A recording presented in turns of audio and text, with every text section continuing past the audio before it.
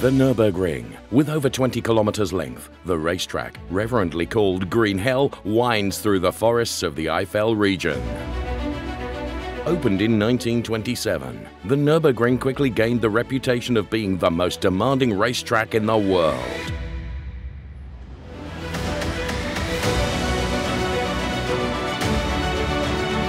Since then, the racetrack has been attracting daring racing drivers to beat it. The series, Racing in the Green Hell, is dedicated to those people who face the Nürburgring challenge and write history.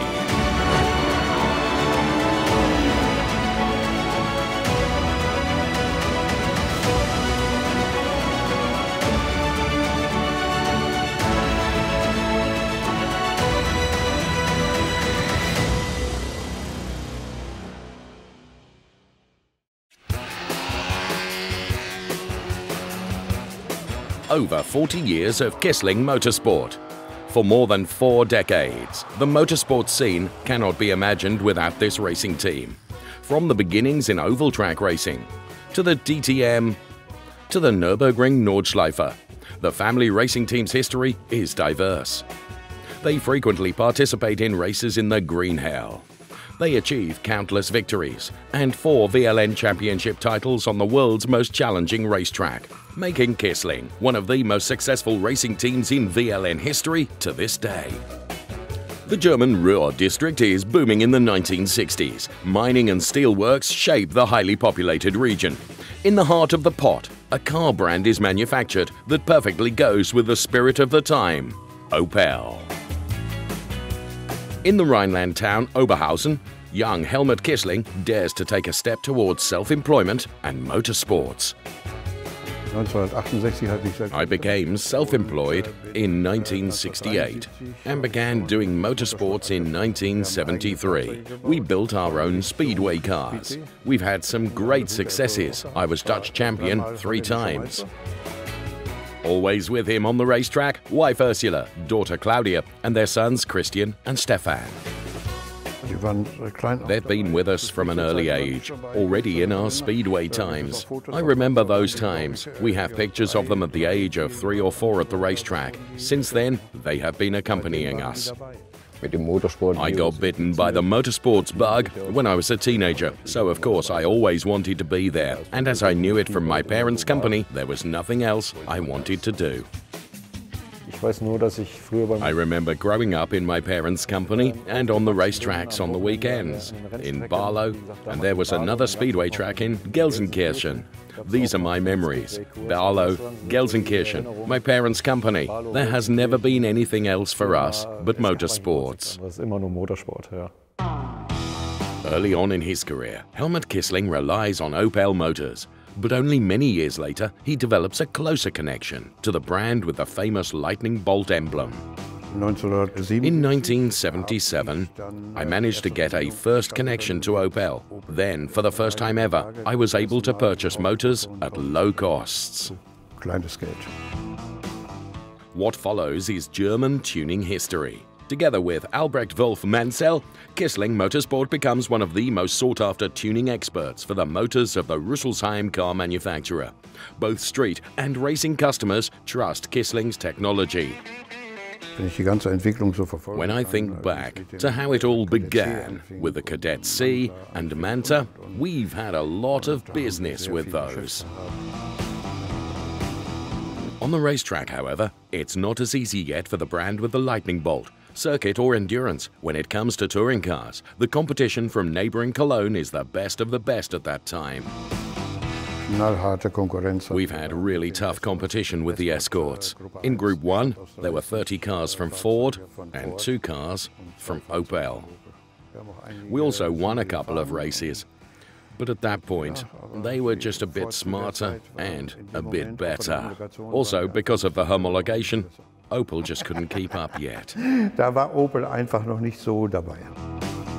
But things change rather quickly. In the years to come, Opel celebrates numerous successes on circuits and racetracks, not only with Kissling Motorsport. Also on the Nürburgring Nordschleife, the Kissling Opels always belong to the front runners. Whenever we had the opportunity, we would drive endurance races, sometimes with up to 6 cars. The special thing about it is the atmosphere, the whole setting and everything, but we didn't abandon the circuit racetracks, we were also still present there. In 1988, Kissling Motorsport enters the highest German touring car class, the DTM. It proves to be a difficult task with a tough competition. It was pretty bad. The beginnings were really lousy, I have to admit. We had several engine failures, drive damages, gearbox damages. We had everything you can imagine. In our group, we were the smallest with our little GSI. We had 270 horsepower in the 2-liter class. I'd say we could definitely attract attention. Already then, there is a close connection between Kissling Motorsport and the later head of Opel Motorsport's Volker Streichek, who is driving an Opel Kadett in the DTM. I've had the first contact with Volker Streichek in '86, I think. Volker was a top driver, already in his early years, and for me, I don't know how many years, 20 years or so, he was driving with me and for me. Even in my childhood, back when I was still rooting for him, he was already driving for us and in the DTM. He was always kind of a role model. Volker has been there since the beginning. In 1988, I was building the first DTM Kadett with Volker. I learned a lot from Volker in my youth, when I was not in the company. The cooperation and motorsports friendship have a lasting impact on Kissling Motorsport. Together, they do numerous projects. While their venture into DTM brings decent results, their race participations on the Nürburgring Nordschleife become more important in Kissling Motorsport's activities. The 24-hour race was a highlight for me as a child, so that's always stuck in my memory. I don't remember when exactly it was that I was walking around the track with my flashlight in hand and a friend in tow. I don't know how old we were when we started roaming around the area. I believe not even 10 years old. I know that after only 1 kilometer the battery went dead and we got lost somewhere in the forest and followed the noise of the motors to find our way back to the track. That's how it all started. The 24-hour race is really important to me. It's always the top event on the Nürburgring. I like the sheer number of participants, the whole surroundings. There are many, many fans on the track. That's something really special. It was always a special event for us, and we've always been there. From the early 90s onwards, the interests of brothers Christian and Stefan and their roles in their parents' company developed rather differently. Christian was never interested in becoming a driver. He wasn't the type to be a driver. Stefan, on the other hand, was hooked. Stefan was a good driver, and I was the one to get him to drive. That's how it has always worked out with our family. I developed everything together with Christian, built all the motors and so forth, did all the electrics. We did everything together, but Christian could do everything on his own too. The beginning of Stefan Kissling's racing career happens in no less a place than the Eiffel roller coaster surrounding the medieval Nürburgring. In 1993, I entered the Endurance Cup for the first time, Kadett E Group A. I got the opportunity because of Dr. Stallman, who'd been driving endurance races for a long time. I was allowed to drive a race with him in the Kadett, and in the same year, my first 24-hour race as well. It was great. I was totally inexperienced, unleashed on the pack. I really tried to let it all hang out because I wanted to prove something. I had enemy contact 1 or 2 times during my first year, although I brushed it off then, thinking it was everybody else's fault. Today, I know of course that it was 100% my fault, but I didn't want to see it then, so that's how my first year of race driving was. Stefan Kissling has special memories of his first 24-hour race as a driver. It was with an Opel Kadett and Dr. Stallman. Our windshield wiper broke rather quickly. There were no spare parts then. Changing the wiper motor would have taken too long in the 24-hour race, and there was heavy rain. I learned a lot for my later motorsports career. I remember the doc saying, cut up an apple and wipe the windshield with it. I asked him, why cut up an apple and wipe the windshield with it? It is water repellent. So that's what we did. With every pit stop, we wiped the windshield with the apple again. Thanks to the apple, we managed to drive the 24-hour race. True to the motto, no pain, no gain, their race participations are a double burden on the up-and-coming race driver and future CEO and boss of the team. I did everything in the car myself, prepared everything, and, as far as possible, also worked on the car at the racetrack. He always had these technical skills, I have to say. He developed the technical understanding immediately when he began with motorsports. Of course, it happened at times that we were fine-tuning until the very last minute, and I almost forgot my gloves and got behind the wheel with oil-smeared hands. When we got towards the starting grid, I was completely strung out, while everyone else had been mentally preparing for it, so I needed to take a breath first. The Endurance Trophy and the 24-hour race, Kissling Motorsport and Opel, both are indispensable combinations at that time. Everything new that Opel put on the market was immediately tuned and used by us. It was most important for me that we were able to be competitive. The competition was huge. His own driving career temporarily pulls Stefan Kissling away from the Nordschleifer in the following years. After his first attempts with the ADAC GT Cup and a title win in 1997, he is drawn to the highly competitive tuner racing series DTC. The DTC was a very defining time for me. The best time in my motorsports career. That was real motorsports for me. There were up to 40 cars in the starting grid. The car development was carried to extremes within the scope of the regulations. Every option was explored and tried on the racetrack. But as soon as the checkered flag was waved, we sat together with a lot of people in our trailers in the evenings, a really good group of people, barbecuing together with families and kids. It was a great time. Familien und Kinder, und das war schön. For the company Kissling Motorsport, the Nürburgring becomes more and more important by the late 90s. For years there's been a branch in the Eifel, but in 1998 they moved the entire company to the town of Bad Münstereifel, close to the ring. We had built this hall, had just moved in. It wasn't even finished yet, and then, one evening, the complete hall were on fire. I remember it well. We were at home when my father called. Apparently, someone who was driving by the hall had seen smoke.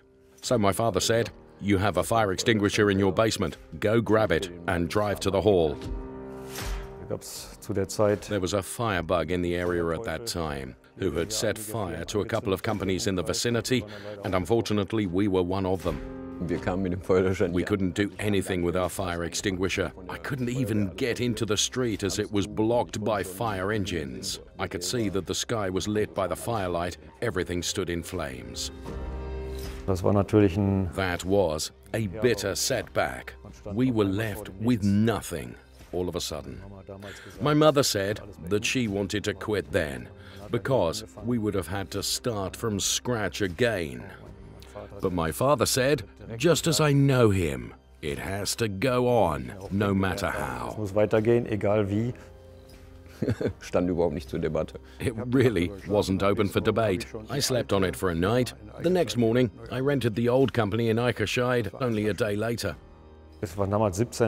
There were 17 cars here that burnt that night in the hall, and all the material we had stored there, but one car remained. It was in a trailer outside, because we wanted to take it to test drives on the Nürburgring the next day. So what did we do? While everything was still smouldering here, the firefighters still at work, I took the race car and the 7.5-ton truck to the Nürburgring and did test drives. The fire damage is to be borne entirely by the Kisslings, as they have not taken out an insurance yet for the new haul. But the Kisslings bounce back, roll up their sleeves and get to work again.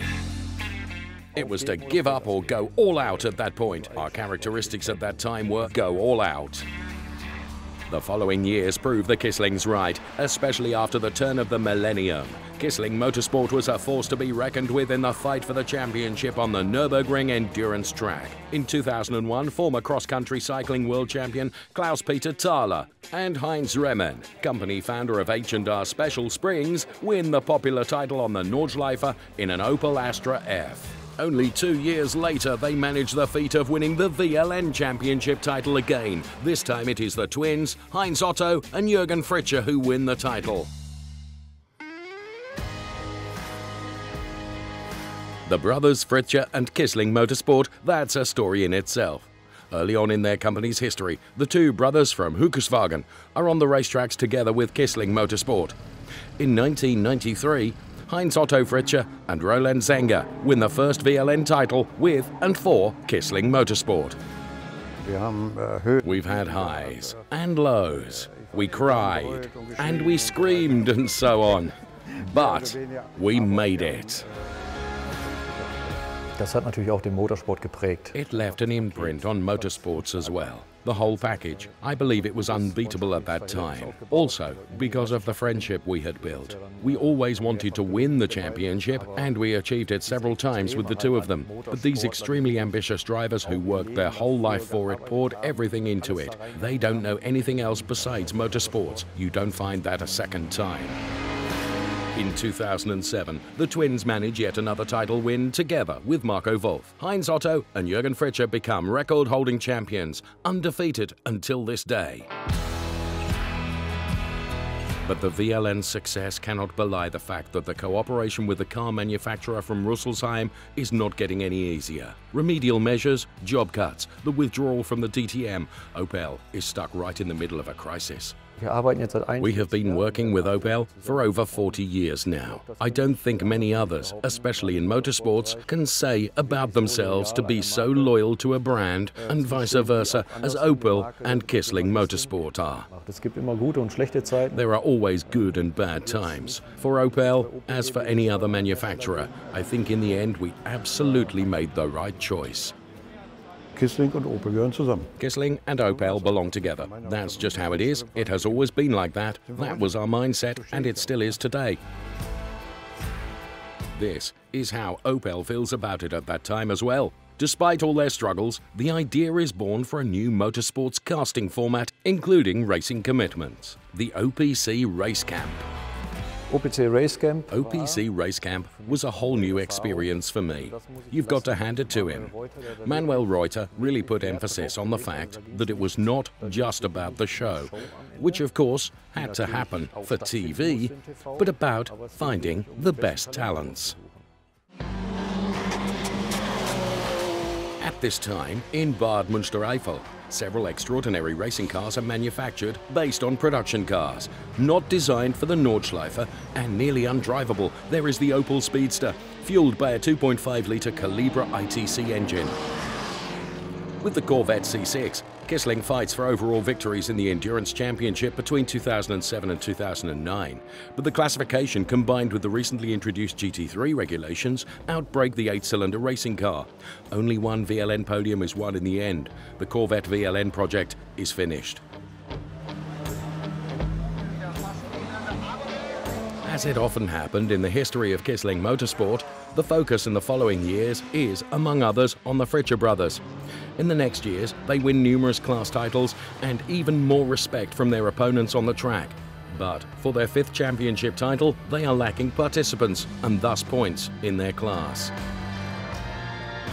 The next big project for the brand with the lightning bolt emblem is setting up the Opel Astra OPC Cups within the VLN. For this brand trophy, more than 30 racing cars need to be built and maintained with help, advice and spare parts during the season. From 2013 to 2016, the Cup enhances the starting grid of the Endurance Championship and makes for spectacular moments with hard-fought duels. For Christian Kissling, these years are also a time of parting from the parental company. After 24 years, he leaves Bad Münstereifel and Kissling Motorsport. I have been doing motorsports since I was 16 years old, have always been everywhere in the world. I decided that I needed to do something new. After I came to the classic Porsche restoration in Aschaffenburg, it was clear for me that this is what I was going to do. Kissling Motorsport keeps on working closely with Opel. When the touring car class TCR wins out internationally, Opel decides to offer a car for both national and international competitions. Their concept and build happens in Bad Münstereifel. It was a huge challenge. We were new. The other manufacturers had been there for 2 years already. There were many great things about the VLN time, but because I was part of this project, the title win in the TCR Germany at the end was the greatest for me. 2017 proves to be a difficult year for the Kissling family. For decades, Ursula Kissling keeps the family together and organizes business matters in the background. Her death leaves a void. Only a short time before that, on top of it all, Helmut Kissling has a stroke. My wife had always been with me, and if she hadn't, I wouldn't have made it. Never. We had been together for 50 years, and then she died. After my mum died 2 years ago, and my father had a stroke at the same time, that was the point. It could only get worse. It can only go downhill from there. There was a great solidarity in our family business. From this point on, you can only go forward. You have to have that motivation to go with the changes. In addition to these private blows of fate, the Kissling anniversary is also a year with entrepreneurial difficulties. General Motors sells their Opel shares to French PSA Group. All plans regarding future Opel Motorsports activities are open. It is hard to celebrate Kissling's 40-year company history under these impressions, but their motto still is, "The show must go on." On the Nürburgring Nordschleife, the Opel Astra TCR participates in a race for the first time. Driving it are two longtime companions, Volker Streichek, together with Kissling test driver Hannu Luostarainen. In September 2017, the company's anniversary is celebrated with this car at the Nürburgring. The touring car is a highlight on the track and wins further class titles for the traditional team. Considering the events of the past few years, they think about quitting all their activities for the first time. Helmut and Stefan Kissling ultimately decide not to keep the business going.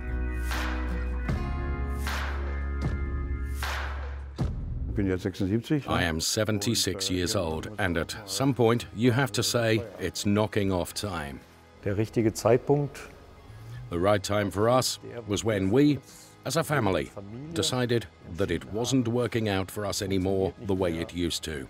You have to be ready to give 100% for the business in order for it to have a future. We reached the point when we knew we just weren't willing to give it that anymore.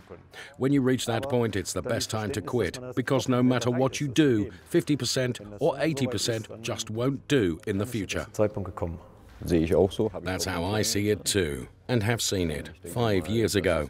I think for Stefan, it is time for something new. It's a pity because of the fans, of course, but it is just time. The Opel fan community was always the best for me, especially in my active time. There is a really nice fan stand block close to the Hohe Acht at the 24-hour race. I don't know if it is still there, but it has been for years, decades, and every time I was driving in the 24-hour race, I could hear their horns before I came up to the Hohe Acht. The guys could tell by the sound of our motors that we were coming, and they started making noise, and I would hear it in my car. It was amazing. For more than 4 decades, motorsport has both demanded everything from the Kisslings and given them everything. super Mitarbeiter. We had the best staff, long-term employees, which were with us for over 20, 25 years. People you can go through thick and thin with. And we did go through thick and thin with them. They become a part of the family, a part of the Kissling family. For me personally, I spend more time and experienced more with our staff than with my own family. Now, a new chapter is about to begin in their lives. Es muss ja natürlich Of course, it has to go on for me. I just need to let it all sink in for a bit. Now, in this quieter time, I have caught myself a couple of times thinking, even if it was just a guest start, you could do another race again. Just get in a car again. Out of the dark.